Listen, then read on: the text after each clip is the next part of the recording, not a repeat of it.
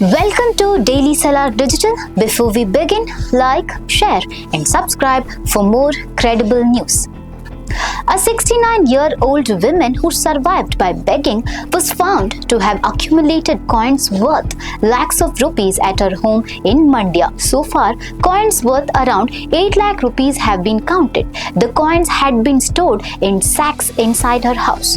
The woman, identified as Noor, lived in the Sabdariyabad locality on Guttalu Road under the jurisdiction of the East Police Station. She used to beg on the streets and at traffic junctions across the city and lived alone in her house. For several years, Noor had been collecting the coins she received while begging and storing them in sacks at her home. She died on August 19th due to age-related illnesses. Following her death, her family members and local residents performed her last rites. Later, when the sacks kept inside her house were checked, they were found to contain a large quantity of coins. Police said that no case was registered in connection with the incident as Noor had died of natural causes.